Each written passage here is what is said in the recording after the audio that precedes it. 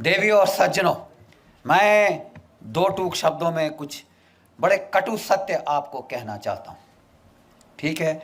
और क्योंकि कड़वा सत्य बोलना ही एक फौजी का काम है, हमें सिखाया जाता है। क्योंकि आप सच नहीं बोलेंगे तो आप लोगों को लड़ाई के मैदान में मराएंगे। Yes sir, 3 bags full sir, लड़ाई के मैदान में नहीं चलता।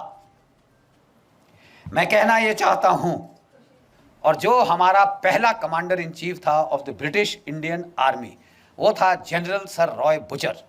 उसने कहा मेरा नया बॉस आया है, तो अच्छी नई वर्दी निकाल के, बूट चमका के, टोपी डाल के, बेचारा फाइल पकड़ के आया, केन नेल के आया, सैल्यूट किया अपने प्राइम मिनिस्टर को। नौकरी तो बनानी होती है साहब, तो सैल्यूट करके आया साहब। बोले हाँ जी क्या लेके आए जनरल साहब? तो बोले कि साहब ये expansion and modernisation plans of the Indian army. General, I don't need an army, this is a peaceful country, I only need the police, who needs you, get out. इस बेचारे जो general Roy sir Roy Bucher था, उसके चेहरे पे जो भाव आया उस वक्त, ये प्रधानमंत्री है। जब वो ऑफिस के बाहर आया तो किसी उसके जूनियर एडीसी ने पूछा सर क्या हो गया, you seem to have seen a ghost. तो वो कहता कि जी ऐसा ही कुछ है। कहता अच्छा मैं तो जा रहा हूँ, अभी इनको संभालने दो अपना। अगर सरदार पटेल ना होते, आपकी फौज डिसबैंड कर दी गई होती। Do you know this? दो चीज़ों ने आपको बचाया, एक पाकिस्तान ने, एक सरदार पटेल ने। पाकिस्तान ने हमला कर दिया, उन्होंने नहीं इंतज़ार किया, उन्होंने शांति के नारे नहीं लगाए। लेकिन जो कुछ भी आप कह दो, उनमें इतनी तो शर्म थी कि आज़ाद पाकिस्तान का जो पहला गवर्नर जनरल था वो एक मुसलमान था, जिना। और हमारा कौन था? Lord Louis Mountbatten. प्यार था साहब, इश्क इश्क इश्क था। लेडी माउंटबेटन को दूर थोड़ी ना जाने दिया जा सकता है। तो बोले आप रहिए साहब।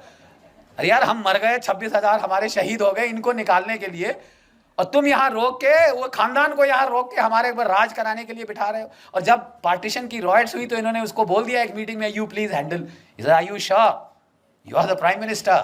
वो भी सरकास्टिकली बोला Mountbatten, Jawaharlal you are the prime minister, you want me to take charge? नहीं जी हमारी तो। यार ये तो हाल है। ऐसी आप पे सरकार थोपी गई जो हिंदुस्तान का मिलिट्री पोटेंशियल न्यूटर कर दे। अब बिल्कुल यही हुआ। अगर पाकिस्तान ना होता, इन्होंने हमारी फौज की ऐसी तैसी कर देनी थी। ठीक है साहब, ये गांधीवाद जो था, इसने हमारी फौज का सफाया कर देना था। और पाकिस्तान के टैंक वाकई 1965 में दिल्ली में आके नमाज पढ़ते। ये इस किस्म की ट्रेचरी हमारे साथ हुई। और एक भगवान का लाख शुक्र है पाकिस्तान का, जिसने हमको लड़ना सिखाया, मार लगाता रहा जब तक कि लड़ने को राजी नहीं हुए अपनी जान बचाने के लिए ही। और दूसरा एक चीन की पीपल्स लिबरेशन आर्मी, 1962 में उन्होंने ऐसी करारी लात मारी कि ये नेहरू परिवार का जो उस वक्त हाल था, कभी अमेरिका को अपनी ट्रूप्स भेजो, अपने जहाज भेजो, बोलिए आपकी एयरफोर्स कहाँ है, आपने लगाई? तुम्हारे पास इतनी बड़ी एयरफोर्स है, तुमने लगाई? 1962 में नहीं लगाई साहब, बिठा के रखा। और आप अमेरिकी एयरफोर्स मान रहे हो, रॉयल एयरफोर्स मान रहे हो, मतलब इट वॉज तमाशा।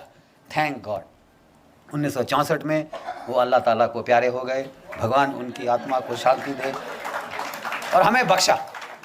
और 10 साल में ये देश रीमिलिटराइज हुआ। कहने को मैं ये कह रहा हूँ, देवियों और सज्जनों, हमारे देश के साथ धोखा हुआ।